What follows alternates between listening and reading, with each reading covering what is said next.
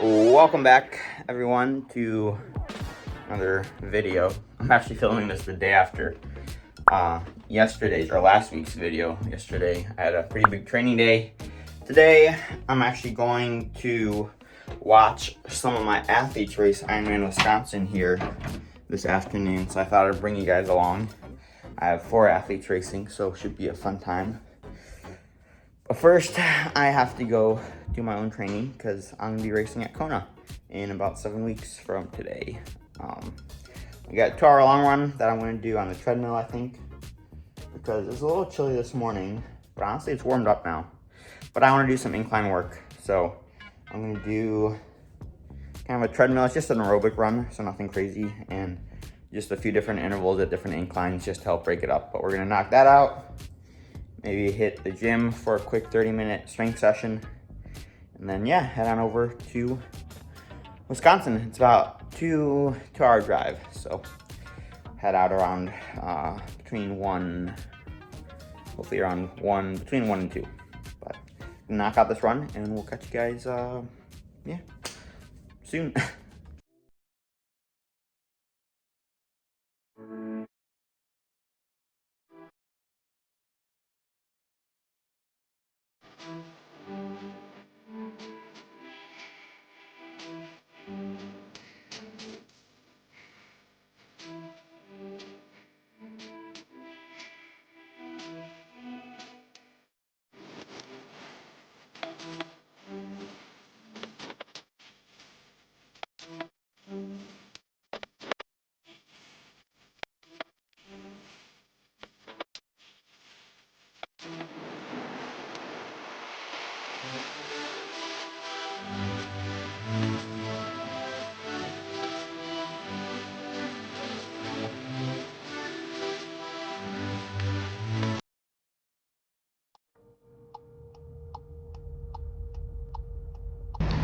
So we have made it to Ironman Wisconsin, just parked.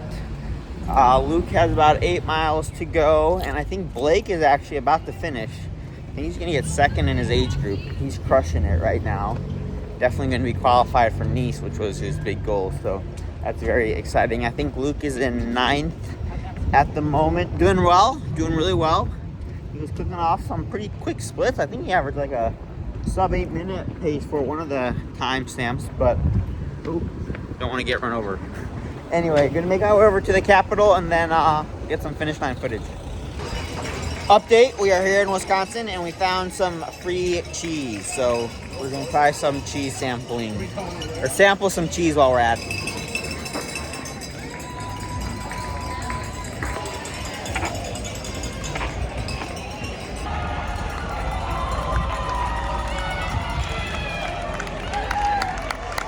Let's go, Blake! Let's go, Blake! Woo! Let's go! Let's go!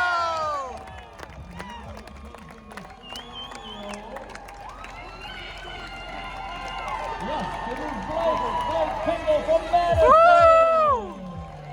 Blake, Little update, Luke is, I think, 4 miles out or so, and I just saw one of my athletes, Anthony, he just crossed the halfway point, so 13.1 miles to go.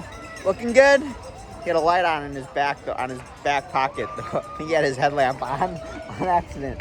But looking strong, vibes are high. We got the unicorn back there cheering everyone on. And I may jog, I don't know, we'll see how my legs are feeling. I guess the run. Yeah, the run today went well. Kept it aerobic on the treadmill. Got in a few squats as well. So short strength session, but feeling pretty good. And now, I think I may, maybe jog down and see if we can catch Luke a little earlier before the finish and run a little bit with him. But I don't have running clothes on.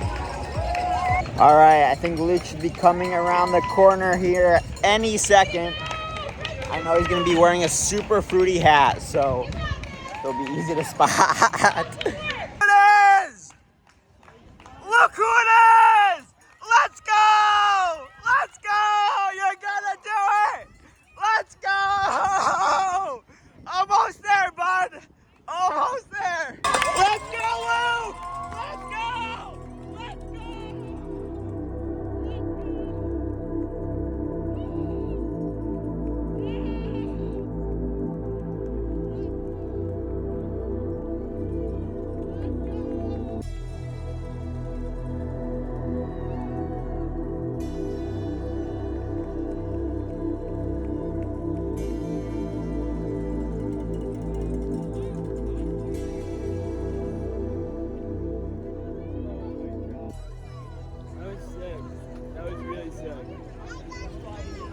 Luke, so you said the swim was the best part? Swim is the best part. What was the worst part? The bike. The bike was the worst part.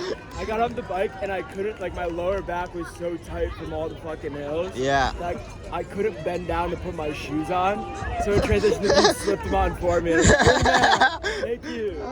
How'd the run go? It went good. Yeah. You had pretty even splits. I was looking. Yeah. At first I was like, I could try and hold the negative, and then I realized in every single marathon I've ever done, I've never been able to negative. You're not going to be able to do it in Ironman. Yeah. So awesome. I was just holding towards the back half. I was just like walking at every aid station. I didn't because like I needed to get my heart rate down. I just like needed to get my legs right. Yeah. My average heart rate for the run was probably like 142. Like running in colder weather is so dude, oh my god. Yeah. What a day. I appreciate you so much. Of course. Thank you for all that you do for me.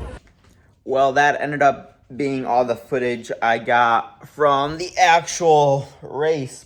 But in about 20 minutes, oh, it's just a light. I thought I had food on my nose.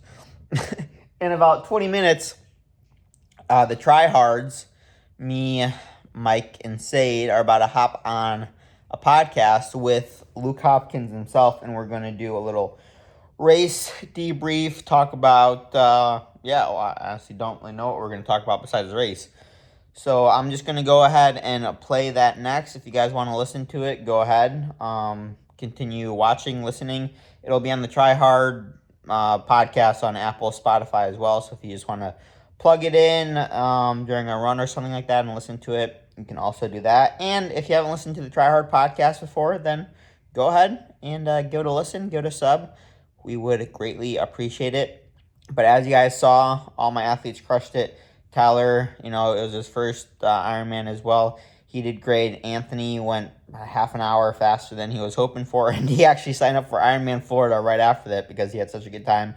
And then Blake crushed it as well. First Ironman for him as well, and he's going to Nice, and so is Luke. So should be, I'm hoping to have quite a few athletes at Nice next year. It's going to be, busy. It's a busy time of the year right now. We got Sade, Mike, and Jake Drumheller are all racing Ironman Maryland this weekend, and I think they all have a great chance of qualifying as well. So that's going to be exciting. Anyway, I'm going to go ahead and play that podcast or the Zoom call now. Go ahead, stick around if you guys want to listen to it. If not, then hope you guys enjoyed this short video. Next week, we'll be back at it with the training footage, and then probably time's flying by. 1 or 2 more training vlogs, and then we're in Kona, baby. It's coming up quick. Hey guys, I'm Sid. I'm Mike. My name is Parker. My name is Luke, and this is the Try Hard podcast.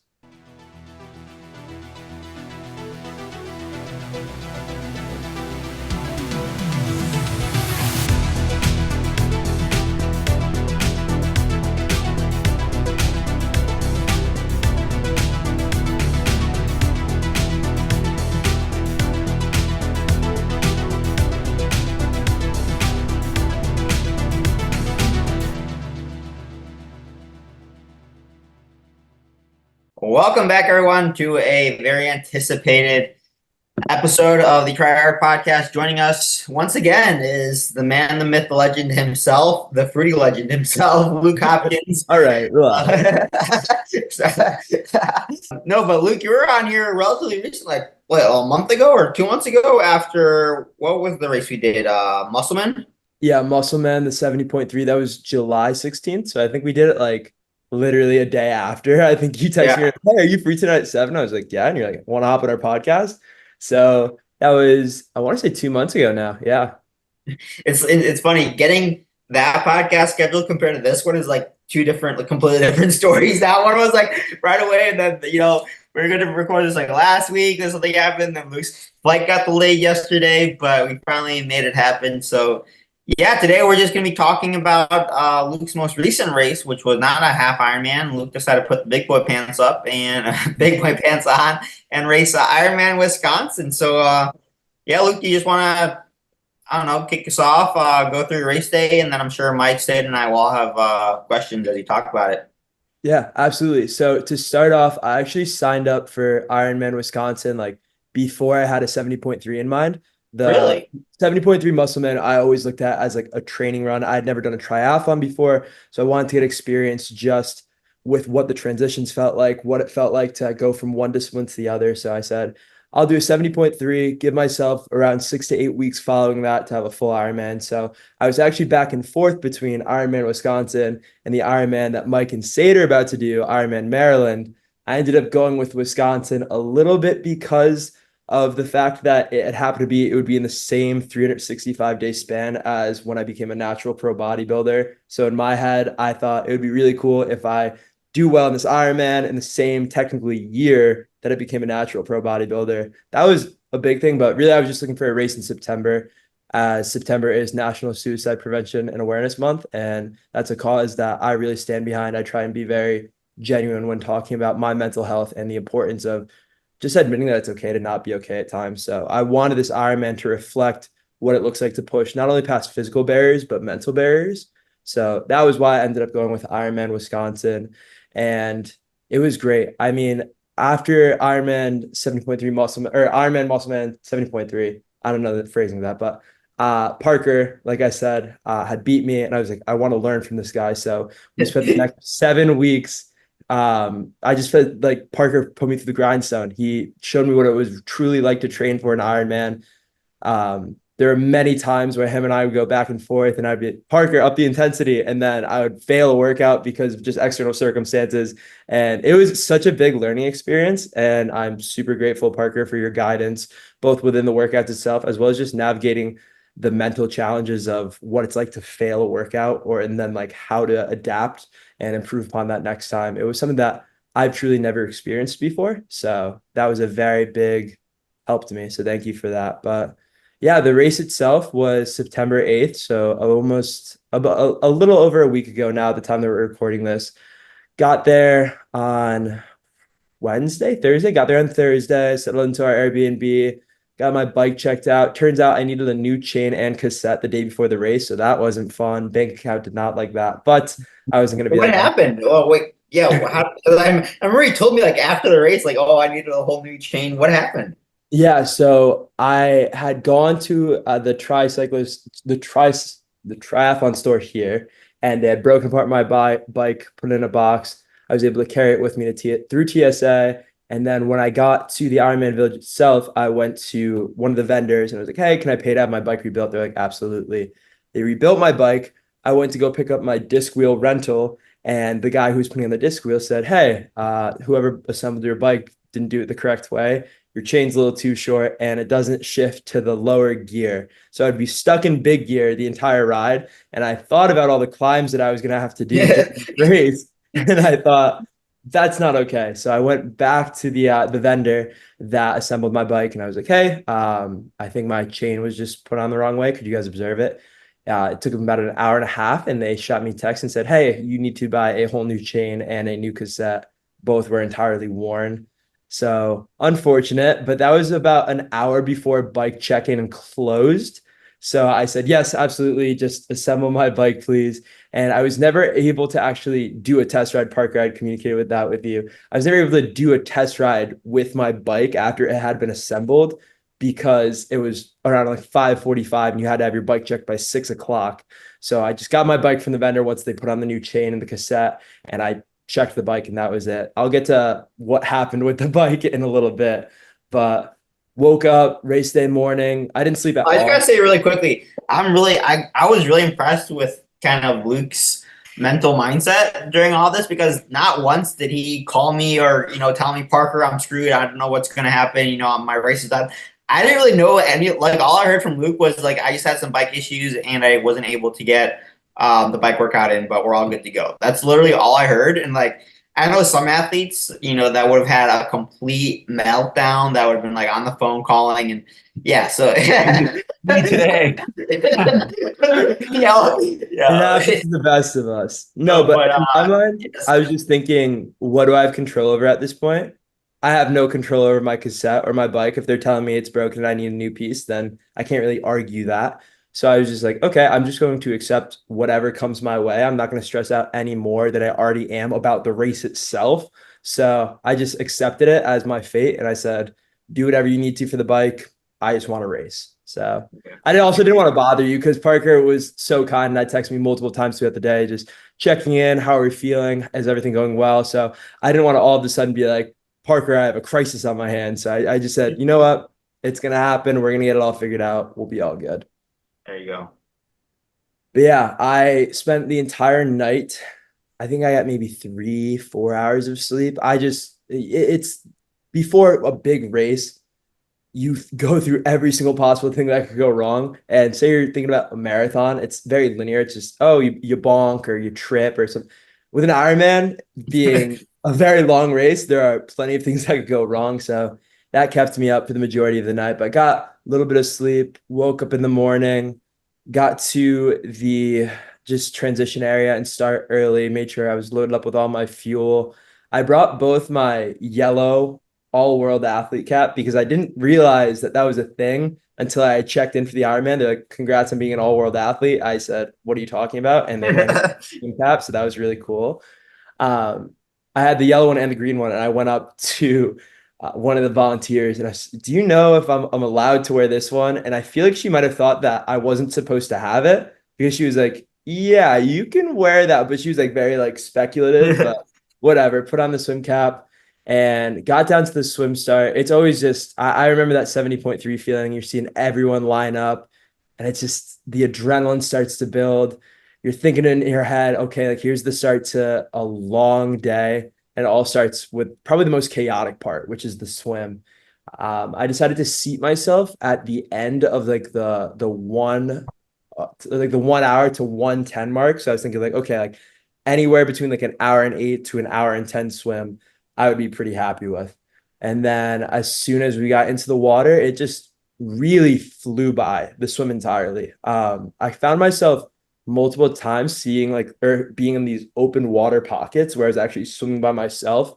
And after the two 1.2 mile loops, I didn't check my pacing at all throughout it. I just counted the beeps in my head. So every time you go 500 yards, you'll get a little beep. So I was just like, okay, that's 1, 2, 3, all the way up to the 8th one. And I said, this is it.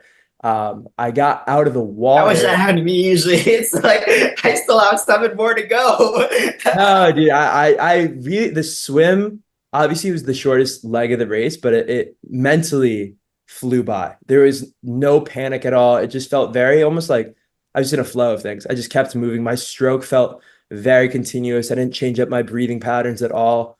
And as soon as I got out of the water, I had checked my watch and I'd seen that I swam a 1:03, which was pretty much my half Ironman swim just doubled. So I kept Well, actually, I had the results pulled up. And so in Muscle Man, you swam a 31:36. The first half of Wisconsin, you swam a 31:08. So you actually PR'd your 70.3 swim in an Ironman. And then you pretty much swam your Muscleman swim, you know, that second half. You went a little slower in the second half, but you pretty much the exact same time you went at Muscleman. So that's impressive. And I had no idea. I remember getting out of the water and I did the classic thing, just kind of like yelled to get everyone fired up.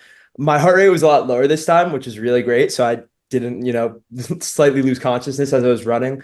But they peeled off the wetsuit, which was super helpful as opposed to like me trying to take it off myself. And then I had to run probably close to like a quarter mile and then up a helix. So up like 3 floors of a parking garage, which was pretty fun to get to like the bike transition area. Right away, I had a gel and some sodium. I had like some pickle juice because Parker had recommended that to me before getting on the bike. I got all my bike gear ready. I had 4 water bottles filled with 100 grams of carbs each. One big takeaway that I had from Muscle Man, which Parker and I worked with together for the past 6 to 7 weeks, was fueling on the bike. I had realized that I had severely underfueled during the bike portion of the 70.3. So I said, all right, fueling is going to be like a non-negotiable. I'm going to be as on top of it as I can.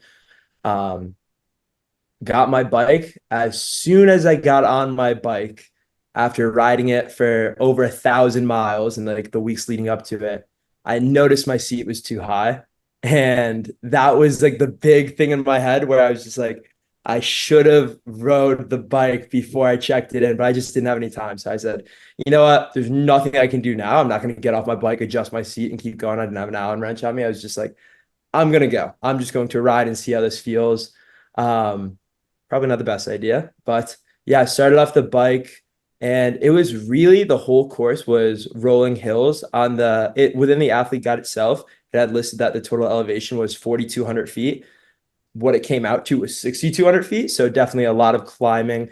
I think there were 3 big climbs within the loop that you repeated twice. So 6 big climbs and then rolling hills for the entire 112-mile portion.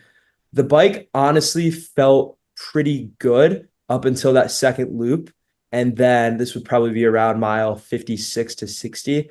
I noticed that my back started tightening up a little bit. And I was just like, okay, maybe this is just due to the extreme amount of elevation. But what I think it was more so due to was the fact that my seat was too high. So even when I was in aero or just like out of my seat pedaling, it was just a lot of strain on my lower back.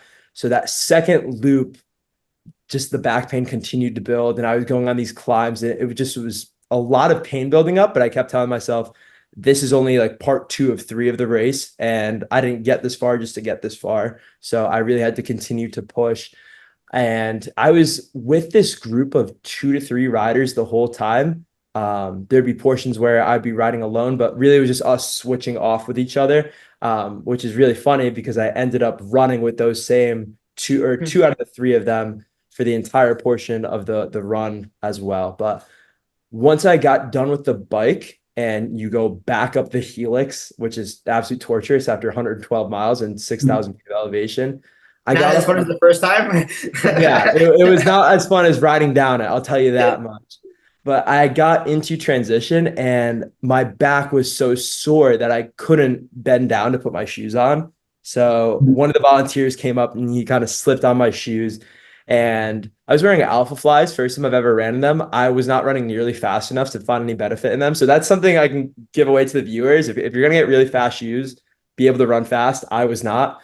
But I still looked cool, so that's all that matters. But the guy was like, comfy, right? yeah, they're great. But the guy was like, "Are you good to run?" Because it took me about 3 seconds to stand up from my chair. I looked like a very old man who's struggling to walk, and I was just like, you know what? I've swam 2.4 miles. I've biked 112. I just got to finish the run. And then you realize the run is a full marathon, so you start going. I really tried to just pace myself because I talked to a lot of people who had previous Ironman experience, and they said no matter how good you feel in the first 4 miles of the run, it's a full marathon. You really have to pace yourself. So I took it slow. I followed my fuel plan. I've taken a gel every 2 to 3 miles, just taking in the environment. It was a really amazing course in Madison. The people were screaming. The energy was great. I was kind of finding these pockets where I was running with other runners, just having conversations with them. And one of the people that I ended up switching back and forth competing with on the bike, he finished right after me in the end of the race. So his name was Jimmy, but him and I were constantly going back and forth. And at about mile 16, maybe, we realized we were going the same pace. So we just kept running together for a little bit. And then we trade off based on who was stopping at the aid stations and whatnot. But yeah, the overall energy of the run, I was smiling as much as I could, because 1, I was really happy it was almost over. That was a big one. But 2, I was just genuinely so appreciative of the fact that I was pushing myself to do something so difficult. And I think that's something that us as athletes will take advantage of at times, where you're doing these hard workouts and you're continuously pushing yourself to failure to see improvement. But sometimes it just takes like a moment of appreciation for being able to do these hard things. So really the entire run, I was almost tearing up because I was just so happy that all the hard work I had put in was coming to fruition, and it was near the end of the race. And I remember seeing Parker at mile 13 because it was out and back twice. And I had You no saw clue. me? I think you had yelled to me at 13.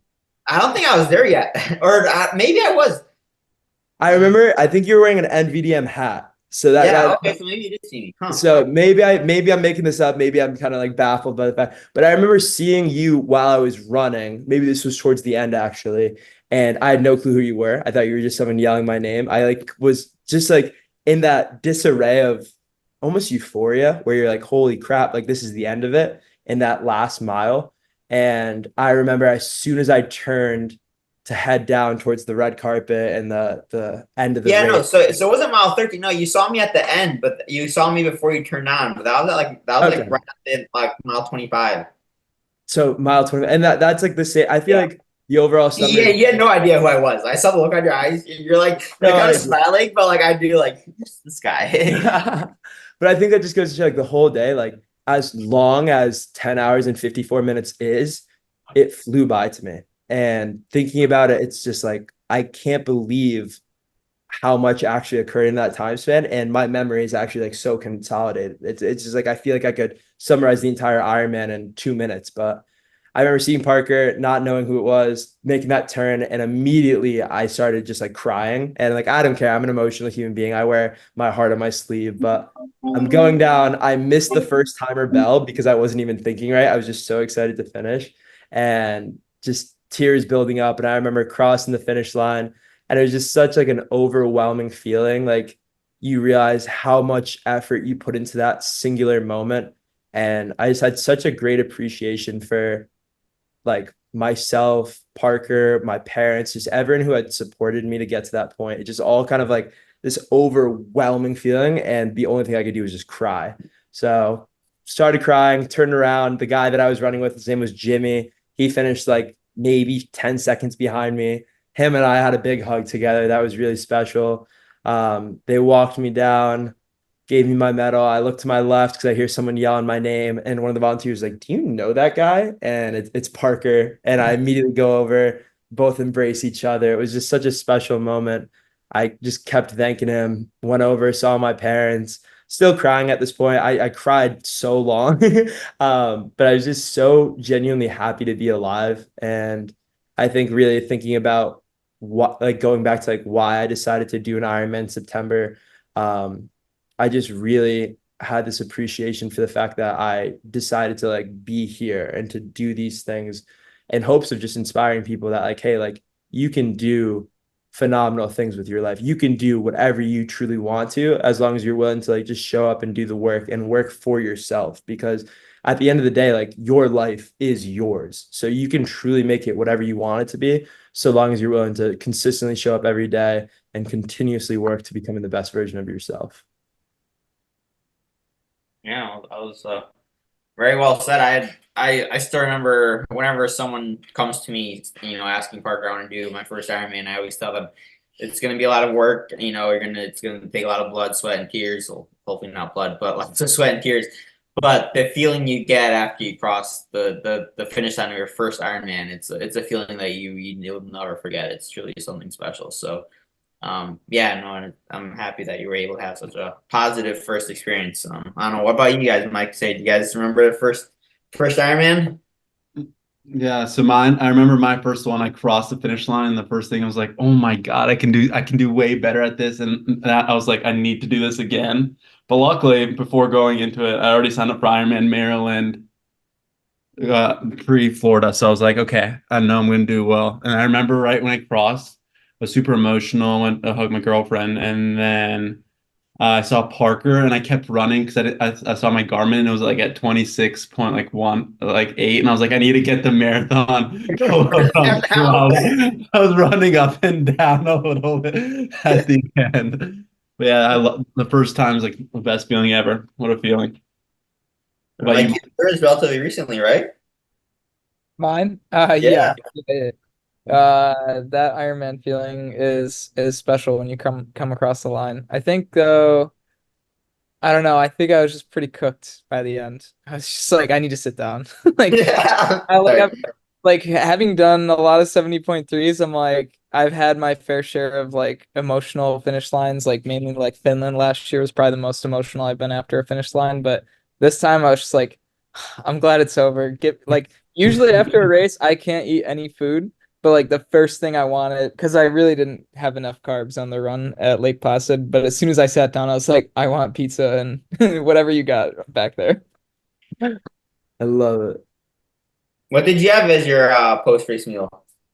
Pizza. I mean, I was sitting with 8 other people, and I remember crossing the finish line. This is actually really great. My dad he's gonna listen to this, so I can say this, but I remember like the first 2 things he had said to me after, obviously big hug, congratulations and whatnot. He's like, I'm starving and my legs hurt. And I'm like, wow, man, you and me both. But yeah, and You should be that like, was, what another feeling. I was just like, man, dude, can I relate to you right now? But I think something that Sade said, which I know Mike and especially you, Park, can relate to, is you cross that finish line, you have your moment, and then the next thought is, I can do better. And I think it's this idea of being content but not complacent, and realizing that yes, like this was something very hard, and yes, I am very happy with the fact that I was able to do it. However, as an athlete, especially like a high achieving athlete, you continuously want to improve. You're already thinking about, okay, like if I would have fueled more on the run, like you said with Mike, say it, if you would have just, I know there's different factors with it, but if you just take like a second and be like, that was really good, I'm really proud of myself, but it's back to work. And I think that's something that I like to like pride myself on. And I know that you three as well, is that like there's never going to be a single achievement that defines you as a human being or an athlete. Rather, it's your work ethic and the desire to continuously push yourself through the process to see improvement over time. That's what you'd rather be defined by. Mm-hmm. Yeah, 100%. But Luke, I was gonna ask you. So did you use your bike or was it Nick's bike? I use Nick Bear's bike, which is worth more than my car. I will gladly say that out loud. I was actually riding the bike, and someone had seen the BPN on my tri suit, and they looked down and they saw the bike, and they gave me a little like, I know whose bike that is. Yeah, it's a really nice bike. So major shout out to the man Nick for allowing me to use it. He now has a new cassette and chain, so whenever he wants to get it back, it's all his, you know? you That's just that's send why them an invoice. that's why I asked, because I was like new cassette and new chain. Like I was like amazed at that. But yeah, I mean, I wish I was there with you, like to help put the bike back together or something, or like I know with Sade, well, you're driving to this one, Sade, so we won't have to put your bike together.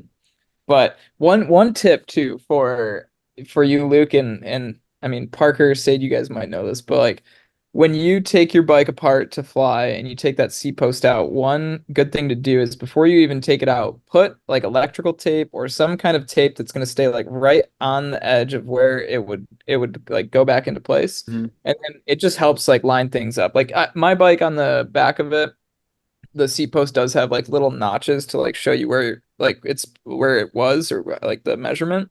But like even if I take a picture, I'm like, was it that line or was it that line? Like I can't tell. They're millimeters apart. So it's like just putting tape on it, it makes it very easy. Or you can just get a bike box Allen and not have to take your bike apart, which makes everything 20,000 times easier.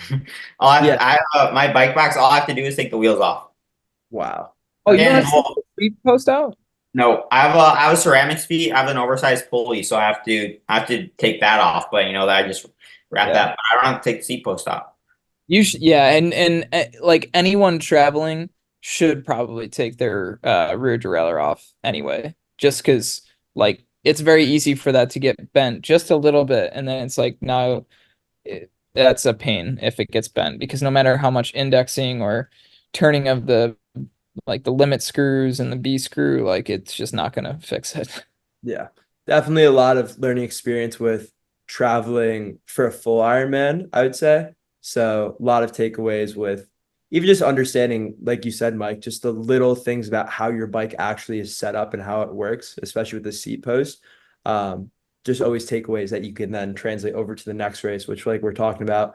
You want to think about, how can I do better, understanding your bike better? How can I do better, understanding your gear better that you're going to use? And then that stems into fueling as well. So I think there's just always learning lessons and improvements that one can make.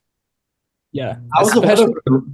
My bad. Oh, I was go gonna say, how was like the weather for the race? Was it like hot, humid? Was it cloudy? How was it?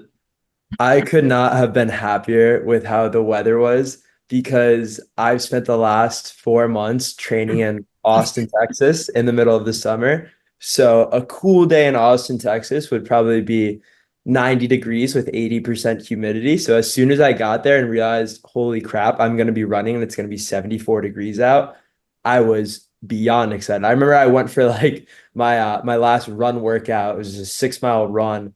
And I texted Parker after because my heart rate was low and my pace was faster. And I was like, dude, you're never gonna believe it. I'm not out of shape. It was just there. So it was honestly like the perfect race day, especially like with the water. I believe it was 72 degrees, which I had been doing my open water swims in like a quarry, and that was 90 degrees. So anything was better than the training conditions I had been in, which I think is something that like we try and often emulate as athletes is you almost want your training to be harder than the race day itself.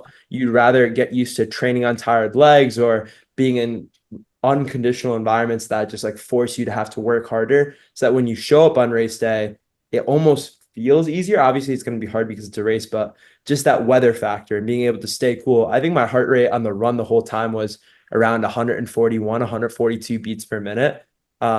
A big part of that was because I couldn't run any faster because I couldn't feel my lower back. But I think a big part too was also just the fact that it was cooler weather than what I was used to while running. So it just was an easier time overall. I just have like another question with the heart rate. Did you notice it like dipping towards the end? Because I know Mike said that his heart rate would dip towards the end, and mine did too at Florida. Or did it just stay 140 like the whole time? It started to dip at the end. I remember I talked with Parker about this. He was like, hey, if it like really starts to dip, it's probably due to just fatigue, and you should be just aware that you could be potentially bonking. So I grabbed like a caffeinated gel just to see if that would help me get my heart rate up. And I just couldn't stomach it. So I was just like, you know what? We're at mile 21 right now. I really hope I can just push through at this point.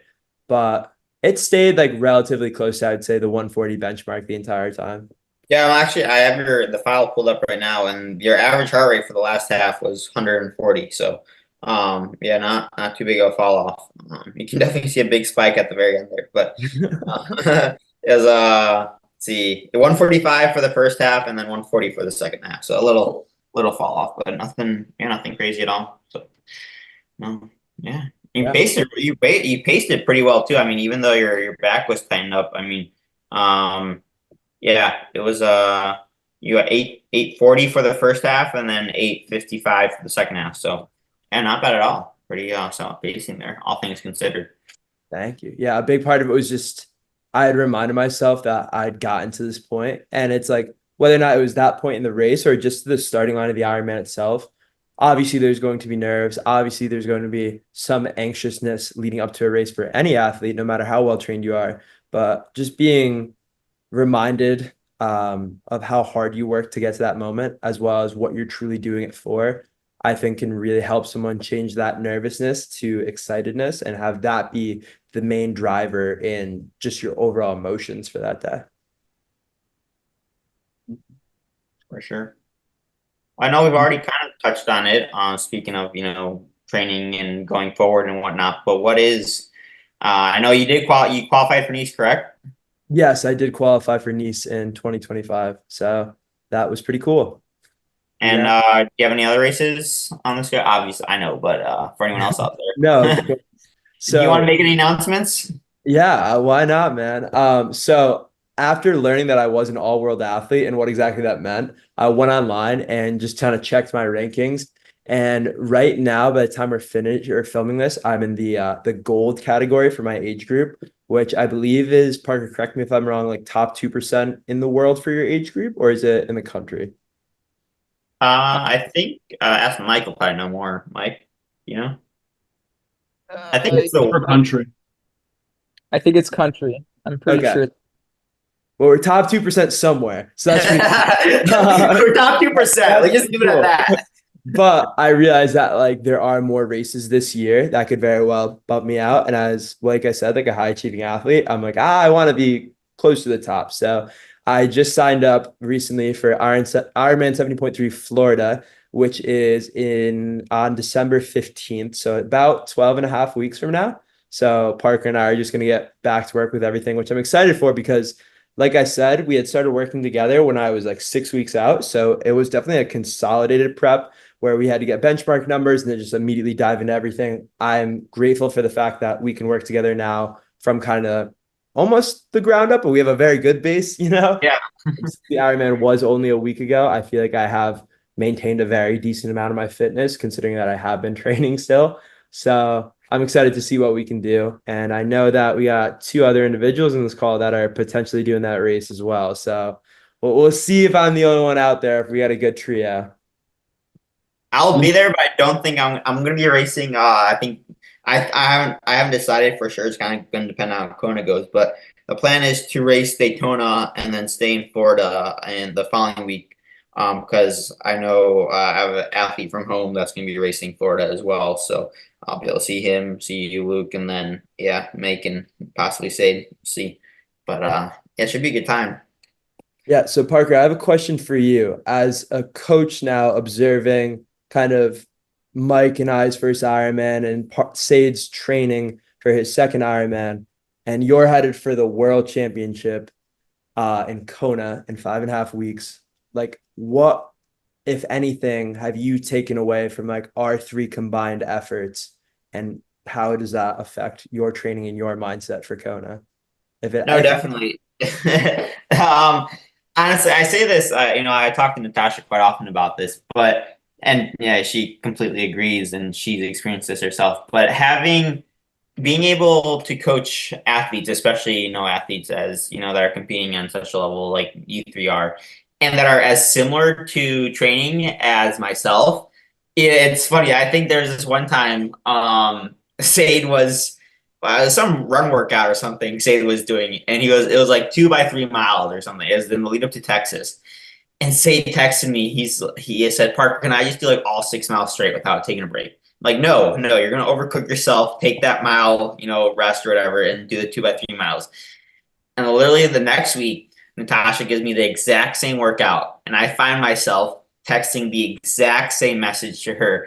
Like, can I just do 6? Like, literally, not even thinking, like, oh my God. No, but so being able to work with you guys, it really, it makes me realize, like, do I really need to do that extra session when I shouldn't be, or maybe I should push a little bit more. And just knowing that, not just you 3, but all my athletes they are kind of like, looking at me, and they're seeing what am I doing? How am I preparing? It definitely does help hold myself to a higher standard than I think I normally would. Now that comes, it's a good thing, but it can also be, definitely there's that just a little bit of added pressure. But no, I enjoy it. And yeah, being able to see the similarities in the athletes I coach and the kind of athlete I am, it's definitely helped me pull back when I need to pull back, but then also having that support, big days and whatnot. I know, okay, these guys are counting on me. They're watching me. I gotta go out and execute, and that's definitely something I'm gonna be thinking of come Kona, because I know that race will be anything but easy. And it's easier, I think, to give up when, or kind of stop pushing when it's only yourself racing, but when you're doing it for others and not just yourself, I think it's easier to go that that extra step and go to that dark place to really hurt. And I think, Mike and Sade can kind of attest to this as well. When you're racing with others and you've been training with others and have that community, with you 2 and then Jake as well at Ironman Maryland, I think we're going to see great performances coming out of all 3 of you guys just because of that support and the community you have. And yeah, honestly, I've been blessed with the athletes I've been working with. Like, my best friends now are, my athletes. And that's something that, I've never, I made sure not to take for granted, and something I think Natasha will never get the chance to give me this opportunity. So yeah, definitely been, it's been very, very helpful and very lucky. Hell yeah. And then Mike and Sade, with your full Ironman being in 4 days, if you guys could just share anything about, where you're at mentally, physically, how we're feeling for the race, and just any takeaways that you have in the lead up to it. Say, do you want to go or you want me to? Here, I can go. I can go first real quick. So we did a long episode yesterday talking all about it. But yeah, mentally and physically feeling great. So Texas was like a big letdown for me. I don't know if you know, but I crashed mile like 29, 30 on the bike at Texas, and I just couldn't recover for the day. So that was just a brutal day. And then ever since then, I've just been training hard and enjoying training. And I've never felt as fit as I do currently. And I feel really strong mentally coming into the race as well. Yeah, I'm just really excited. As Parker said, I think the thing I'm most excited for is, Yes, both my previous Ironman races were NVDM team races, but I feel like Mike and Jake, they're like my closest like NVDM friends. So it's like even like that like community there. I think I'm just so excited to like race with them there and like be with them. It's gonna be such a great time. And I'm also excited because I'm gonna stay with Mike too. So that's gonna be like really great. Like staying with Mike, doing our last like prep sessions together. So we're gonna go do our bike rides, swims Thursday, Friday, and then wake up Saturday and get after it together. It's gonna be really fun. I'm excited. What about you, Mike? How you feeling? I'm feeling better now. Like earlier, Luke mentioned like mental health and like being okay with admitting that like everything's not okay. And early last week was probably like the lowest point mentally that I've been in the last year worth of training, or like the whole time I've been training with Parker. And I was pretty open with both Parker and Sade about that like things were not going well. And wasn't so much the like overtraining. I think it's the under recovering, not sleeping enough, and just being totally cooked from that. And then thankfully I actually had to drive back to upstate New York for some work meetings, and getting out there and like being able to bring my bike up and ride outside was probably like exactly what I needed, because I've been kind of confined to my apartment doing indoor ride. I indoor ride like 98 to 99% of the time. So like anytime I do get a chance to ride outside, I usually try to take it. And just getting almost like it was a deload week. But for me, I was still just like feeling pretty fatigued. And then yeah, just getting outside, getting fresh air helped a ton. And now like this week I feel great. My calf feels good. I had my best swim since right after Placid on, I think it was Sunday night with Ezra.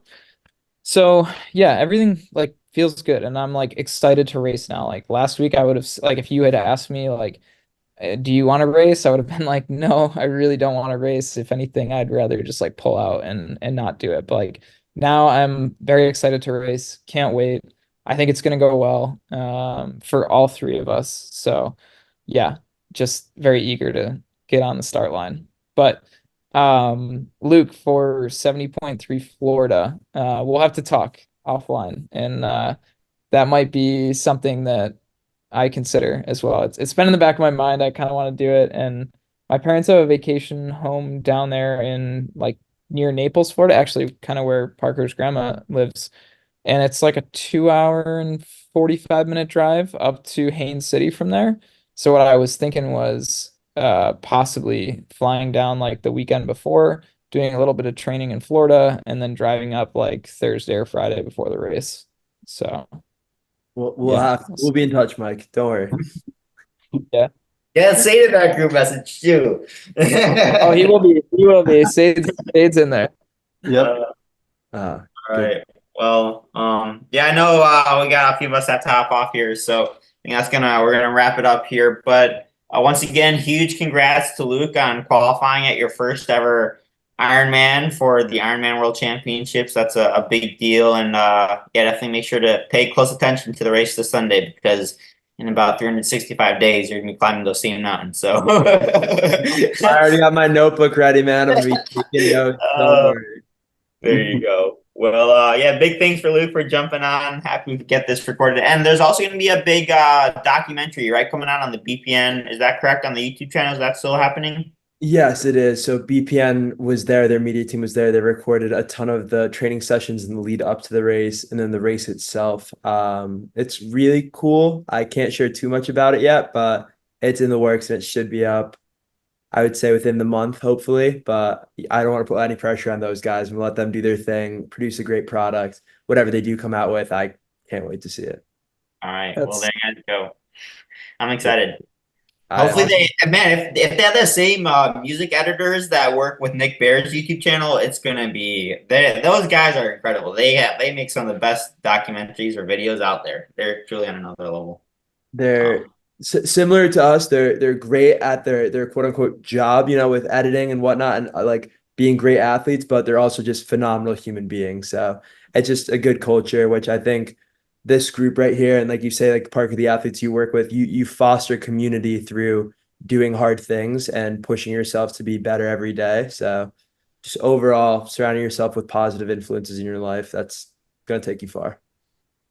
Well, that's a great way to end it, I think. And I hope you guys enjoyed this episode. Make sure to subscribe. We got actually a race preview of Ironman Maryland coming out this week on Friday. That should be dropping, so stay tuned for that. And we'll definitely have a post-race recap as well. So hope you guys enjoyed this one, and we'll catch you back here shortly. Thanks for listening to this week's episode of the Try Hard podcast. If you enjoyed it, we'd appreciate it if you could share with others and leave us a 5-star rating on Apple Podcasts and Spotify.